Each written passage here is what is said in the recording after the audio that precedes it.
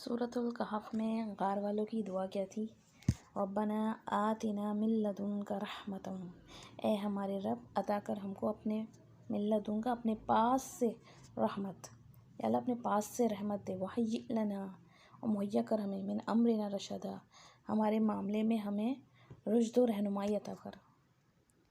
دراصل تھوڑا سا اس کا بیک گراؤنڈ دیکھیں گے کہ سورۃ الکہف میں یہ خاص طور پہ نوجوانوں کے بارے میں آتا ہے کہ 10 سے کم کچھ نوجوان تھے جو کہ جنہوں نے غار کی طرف پناہ لی، کیونکہ ان کے ملک کا جو بادشاہ تھا وہ بت پرست تھا اور اپنی سلطنت میں جو بات نہ مانے اس کو سخت سزا دیتا تھا، تو زبردستی بت پرستی کراتا تھا۔ تو ان نوجوانوں نے اپنے دین اور ایمان کی حفاظت کی خاطر شہر کو، گھر کو، سب کو چھوڑ کر غار میں جا کر پناہ لی۔ اب یہ غار میں پہنچ چکے ہیں گے، ظاہر سی بات ہے نوبل فیملی کے بچے تھے، سب کچھ چھوڑ کر آ گئے، تو ہر قسم کے انسان کے دماغ میں وسوسے، اندیشے ہوتے ہیں، پتہ نہیں اب فیوچر میں کیا ہوگا۔ تو اب کیا کرتے ہیں گے، انہوں نے ایک عملی تدبیر کی کہ ایک تو خود جا کے غار میں پناہ کے لیے حفاظت لی، اور دوسری چیز دعا۔ تو اس سے کیا پتہ چلتا ہے، دعا بھی اور دوا دونوں کرنی ہے گی، ٹھیک ہے۔ اور یہاں پہ جو آخر میں انہوں نے رشدہ کہا ہے نا، رشدہ کا مطلب ہوتا ہے گا، ایک ہوتا ہے گا ہدایت، جیسے ہم کہتے ہیں اہدنا الصراط المستقیم، اللہ میں سیدھا راستہ دیکھا، اور رشدہ جو ہوتی ہے نا وہ اس سے آگے کا درجہ ہوتا ہے گا کہ دین کی راہ کے پانے کے بعد جو انسان کو رہنمائی اور راہ حق پر برقرار رہنے کے لیے جو رہنمائی اور استقامت عطا فرما، یا اللہ سیدھے راستے پر ہم کون سا اسٹیپ لیں جو بالکل صحیح ہوگا، تو ہمیں خاص گائیڈنس دے۔ تو یہاں پہ پہلے تو وہ خاص اور رشدہ سے پہلے رحمت مانگتے ہیں کہ اللہ تعالیٰ پہلے خاص رحمت عطا فرما اپنے پاس سے، کیونکہ تو ہی رحمت کا مالک ہے، تو ہی مہیا کر سکتا ہے گا۔ ہم قوم کو چھوڑ دیا ہے گا، اب صرف اللہ ہی پہ بھروسہ کر رہے ہیں۔ اب ہمیں سمجھا کہ آگے ہمیں کرنا کیا ہے۔ دیکھیں جو اللہ کو پہچان جاتا ہے نا، جو سمجھ جاتا ہے گا کہ پناہ صرف اللہ کے پاس ہے، تو ایک طرف تو اللہ کی ذات ہے اور ایک طرف دنیا کے فائدے ہیں، اور دنیا کے فائدوں کی خاطر اگر اللہ کو ناراض کریں گے تو اللہ سے کون بچانے والا کوئی نہیں ہے۔ لیکن اگر اللہ کی خاطر دنیا کے فائدے چھوڑ دیتا ہے انسان، تو اللہ تعالیٰ وسعت پیدا کر دیتا ہے گا، اسے اپنی خاص رحمت سے نوازتا ہے گا۔ تو اللہ کے لیے مشقت برداشت کرنے کو یہ لوگ تیار تھے۔ اور خاص طور پہ دیکھیں جوانی کی عبادت اور اطاعت کو کتنا پسند کیا گیا ہمارے دین میں۔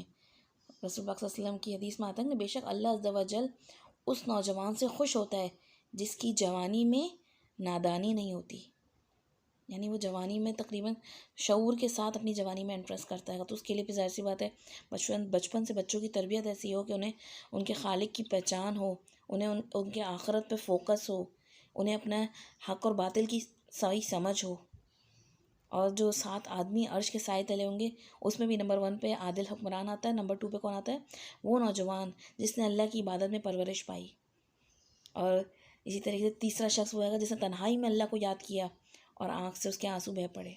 چوتھا شخص ہے جس کا دل مسجد میں اٹکا رہے۔ پانچواں شخص جو عرش کے سائے تلے ہوگا وہ 2 آدمی جو اللہ کے لیے محبت کرتے ہیں گے، اللہ کے لیے ملتے ہیں گے اور جدا ہوتے ہیں۔ اور چھٹا شخص وہ آدمی جسے کوئی خوبصورت نسب والی عورت دعوت دے برائی کی، لیکن وہ منع کر دے کہ میں اللہ سے ڈرتا ہوں۔ اور 7واں وہ شخص جو پوشیدہ صدقہ کرے۔ تو جوانی جو ہے گی ایک خاص اسٹیج ہمارے ہاں جو ہے ایک بنا دی گئی ہے گی کہ وہ ہوتی دیوانی اور بیکار کاموں کے لیے، حالانکہ ہمارے دین میں اس کی خاص اہمیت ہے۔ نبی کریم صلی اللہ علیہ وسلم نے فرمایا 5 چیزوں سے پہلے غنیمت جانو: اپنی جوانی کو بڑھاپے سے پہلے، اپنی صحت کو بیماری سے پہلے، نمبر 3 مالداری کو فقیری سے پہلے، 4 اپنے فارغ وقت کو مشغول ہونے سے پہلے غنیمت جانو، اور 5ویں چیز زندگی کو موت سے پہلے غنیمت جانو۔ تو اللہ تعالیٰ نے اگر واقعی میں ابھی جوانی ہمارے پاس موجود ہے تو اس کو تو پھر ہمیں بہت زیادہ خیال کرنا چاہیے، کیونکہ یہ بیسٹ پیریڈ ہے گا جس کے ذریعے، کیونکہ جوانی میں کیا ہوتا ہے طاقت ہوتی ہے انسان کو، اور ایسے میں انسان کیا ہوتا ہے بعض اوقات اپنے اوپر ہی بھروسہ کرنے لگتا ہے، جذباتی بھی ہوتا ہے نا انسان، ڈپینڈنسی نہیں ہوتی ہے کہ، تو ایسے میں اگر انسان اللہ تعالیٰ کی طرف رجوع کرے اور اپنے آپ کو اللہ کی عبادت میں لگائے تو یہ ساری زندگی کی عبادت سے زیادہ افضل ہو جاتی ہے گی، اور قیامت کے دن کسی کے قدم بھی نہ ہل سکیں گے جب تک کہ 5 سوالوں کے جواب نہ دے لیں۔ تو اس میں عمر اور جوانی کا خاص طور پہ آتا ہے گا، اور علم کا آتا ہے گا کہ علم پہ کتنا عمل کیا، مال کہاں سے کمایا، کہاں خرچ کیا، اور جسم کے بارے میں کہ جسم کو ہم نے کس چیز میں گھلایا۔ تو یہاں ان کے یہ جو نوجوان تھے انہوں نے غار میں پناہ لی، ایک تو سب سے پہلے تو دنیا کے فائدوں کو انہوں نے ایک طرف کر کے آخرت کو اور اللہ کے اللہ تعالیٰ کے ذات کو ترجیح دی، اللہ پہ بھروسہ کرتے ہوئے اپنا سب کچھ چھوڑ دیا، اور پھر ایک کہاں چلے گئے؟ پھر ایک غار میں چلے گئے. دیکھیں ایک آئسولیشن کی کیفیت میں چلے گئے. آج ہم بھی دیکھیں اس دنیا میں بہت آئسولیشن اور لاک ڈاؤن کی طرف بار بار جا رہے ہیں، تو ہمیں بھی اس دعا کا سہارا لینا چاہیے. بہترین دعا ہے گی، یا اللہ اپنے پاس سے خاص رحمت عطا کر. اللہ تعالیٰ اپنی خاص رحمت سے اس وبا کو ٹال دے، ہمارے لیے رہنمائی کر دے کہ ہم اپنا وقت بھی ضائع نہ کریں، بلکہ بہترین کام میں اپنے جسم کو اور اپنی صلاحیتوں کو لگائیں. کیونکہ لوگ پریشان حال ہو گئے کہ ایک جگہ بند ہو کے بھی نا، اور پھر وقت کو اپنے ضائع کرنے لگے غلط کاموں پہ. تو یہ بھی اللہ تعالیٰ کی طرف سے ایک خاص توفیق ہوتی ہے کہ ایک رائٹ ٹائم پہ انسان رائٹ دعا کرے، اور وہ بھی دعا دل کے اندر سے نکلے. کتنی فہم و فراست تھی نا ان نوجوانوں کے اندر.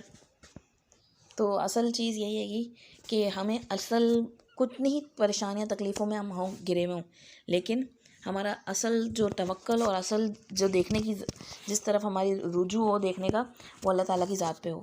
اور ہماری دعائیں پھر کتنے دل سے نکل رہی ہیں. یا اللہ اپنی طرف سے کوئی بھی رحمت دے دیں. یہاں پہ جو آ رہا ہے نا ملت دن کا رحمہ، یا اللہ کوئی بھی رحمت، تھوڑی سی بھی رحمت اگر تیری ہو جائے گی نا، تو ہم یقیناً اس مصیبت سے نکل جائیں گے. انسان بعض بہت ضرورت مند ہوتا ہے نا، بہت، تو کیا ہوتا ہے کہ اللہ تھوڑا سا اگر چند قطرے بھی مل جائیں گے نا تو وہ جان بچ جائے گی. بس وہی والی کیفیت ہے، انداز ہے اس دعا کے اندر.